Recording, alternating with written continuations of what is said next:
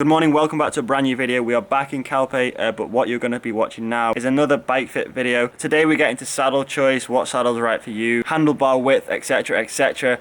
If you're interested in getting a fit with Matt, all the details are in the description box down below. Use code THEULTIMATEFIT for 10% off your fit. Enjoy today's video. If you do, drop a like.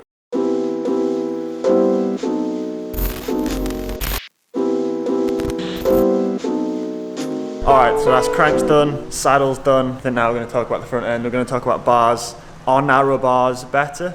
Are wider bars better? Should you get a negative 140mm stem? Probably not. What's the general consensus on slam stems, Matt? I think we maybe touched on this in the last video we did together, but again, I keep using the phrase earning the position, and it comes into that. I think for yourself, Cam, you know, we've had a look at your hip angle. We're within range of movement, and you've no problems. You've no problems with the position. You feel good on it. You feel powerful. You know, you've been racing in this position for quite some time. Yeah. No issues. Yeah. So I'm happy to keep it on. Yeah. But what we're looking at here now is your reach in particular. We're looking at your shoulder angle. You've got a shoulder angle of 93 degrees at the moment on the bike. And generally we fit in between 90 to 100 degrees, but it's very much led by rider feedback here as well. So again, it's not just kind of being obsessed with technology here, it's about your feedback too in a fitting. We've got good access to your shifters. You're locked in behind the shifters, which is always one of the things I'm looking at when you bring your bike in. Are you wearing down particular parts of the bar tape on there? You know, where's your first position you adopt on the handlebar when we get you on the bike, and you're straight behind the shifters, so that's a good sign. That's where we want you to be. Ultimately, the control levers on your bike, and we want your hands behind them. The shifters is designed to be ergonomic. Yeah. It's designed to have your hands behind them. The drops feel good. The drops feel accessible. One of the key things for the viewers here is I see a lot of riders coming in for bike fits where they will naturally migrate their hands back onto the curvature of the handlebar, and it's a really key aspect of whether a rider's reach is too long. So if you're watching this video and you kind of resonate with that, if you're wearing the handlebar tape down on the curvature of the bar, it could potentially mean that your reach is a little bit long. So there's a reason why you're probably shifting your hands back. Yeah. In your case, Cam, that's not questionable. It's fine. But for the viewers out there, in terms of reach, what's right and what's not, it could potentially mean that the stem is too long, saddle's too far back. Anything that could obviously adjust the reach there to the shifters. So a shorter stem might be useful there, or a shorter reach handlebar. Yeah. And do you find is that quite a common thing for you to get a bike fit, and then you find that you're shortening the stem, you're raising the bars? It can be. But again, it's led by the rider's goals of what they want to achieve in this session. One of the key things for me is making your contact points accessible, specifically on the front end there. So, you know, in Rafa at Manchester, I have an adjustable stem that I can put on the bike and then, you know, change the reach by 10mm increments, just to see what works for a rider and what they feel more comfortable with. But again, just remember, your shifters should be accessible. If they feel too far away, potentially could do with some professional intervention there and get a bike fit to just check over that. You know, in terms of this drop you've achieved here, Cam, again, I'm happy to keep this stem on. It's obviously quite an aggressive stem, minus 17 degrees, but you know, it's working at the moment. Yeah. You feel good on the bike, and you've done enough hours on this machine now. Yeah. So that's testament. You know, if you had issues in terms of, you know, too much pressure in your hands and neck pain, lower back pain, I'd be probably doing something about that. Yeah, also just a little segue into handlebars too. You're riding quite a narrow handlebar on here at the moment. I think we've got 38 centre to centre, 40 centimetres on the drops. You actually have quite slender shoulders anyway, Cam. You come out 39 centimetres centre to centre. This handlebar's working really well for you. It's obviously much narrower than what would come with a bike of this size from from a stock perspective. A handlebar change is a common thing in my fits. Do you find bikes typically come with bars that are too wide? 100%. Yeah. So. I remember 2 months ago we got my sister a new bike. So she's a girl. The bike was 48 centimeters and it came with 44 centimeter bars. That's huge. Yeah. So remember, from a stock bike perspective, manufacturers can't adjust every component on the bike to fit every rider. That's why buying a bike from a store that can actually adjust componentry to your fit is really, really good.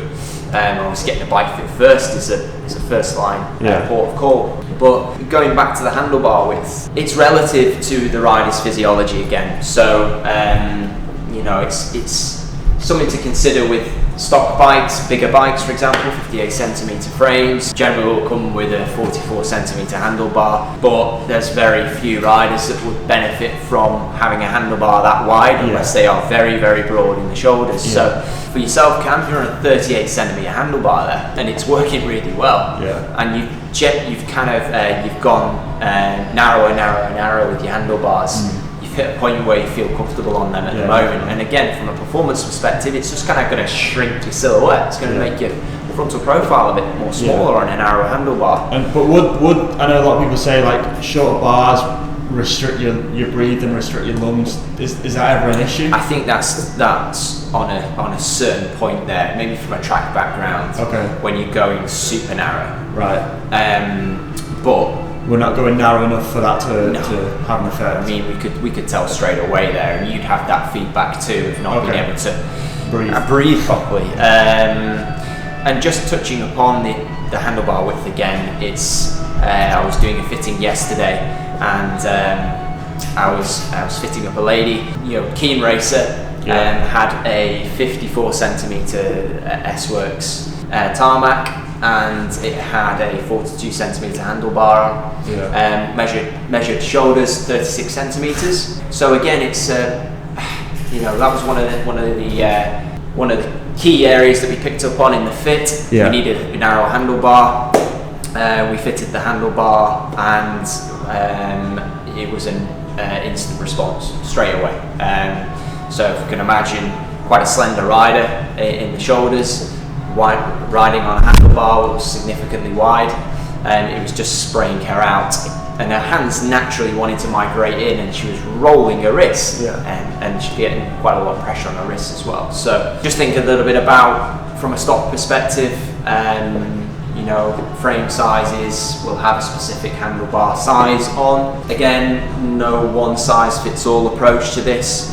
But it's about being educated that there are different sizes, different shapes, different handlebar drops, different handlebar reach. There's a lot of choice out there, so it's important to note that saddle setup is absolutely crucial. You might have the right saddle, but if it's set up in the wrong position, it's just not going to work. So buying several different types of saddle and testing them for a few days at a time in different positions is not the best way either. Consider the saddle setback, saddle height. Be aware that as you start to change different saddles, if you're testing a few, you have to be consistent with setting up the saddle height as well, because the height of the saddle may change, as in the length as well. It's just quite a short saddle, this one, Pro Stealth. Comparative to like a Physique Arione, we've probably got about 3 centimeters extra length on an Arione. So it's about having the saddle set up in an optimal position to optimize the outcome of it. So it's something important for the viewers to maybe think about if they're swapping and changing saddles, or maybe they're testing a few. So what we're going to do here is actually, I'm going to bring the saddle as far forward as it can go. We're also just making sure the saddle angle is adjusted. I'm actually going to aim to achieve about -3 to -4 degrees with this saddle in terms of having the saddle a little bit nose low. Again, we were talking earlier about that anterior rotation of the pelvis when we're on a bike. It's really hard to do when your saddle's set up level or nose high, which is an absolute no-go. So having a saddle that's a little bit nose low really does help to rotate that pelvis forward. These stealth saddles, I've set these up many times. They work really well between -3 to -5 degrees. You can even use a little digital spirit level on your phone. Yeah. It's as simple as that. Just make sure the bike's level when you're doing it. It's pretty good with cam anyway, but yeah, when we're taking some metrics off the bike before we're making any changes, the saddle was about -2 degrees, so I'm just going to try it a little bit lower and see what happens. I'm bringing the saddle a little bit further forward now, just to reduce the setback. It's a short saddle anyway, we've got room to do that. I want to bring the back of the saddle to cam and try and encourage a bit more stability there. So for someone who's just bought a brand new bike, what's the single most important thing that needs to be correct? The one single thing. Saddle height. Yeah. Kingpin in your bike position. Aside from having a bike that fits you. Yeah. Yeah, so I'd say saddle height. So change saddle height. And that's what can cause the most issues. Most of the other parts of the bike position alter when you adjust the saddle height. It's something that is relatively straightforward to do at home. In one of the pieces of advice for the viewers is to maybe get an inseam, take an inseam measurement, and then deduct 100 millimeters off that, and it'll give you an approximate saddle height to sort of set your bike up to. A starting point. Yeah, it's a good starting point. It might not be massively accurate. Yeah. The value of a bike fit is there to sort of take all of that guesswork out of the equation, but it might just give the viewers a little bit of a starting point.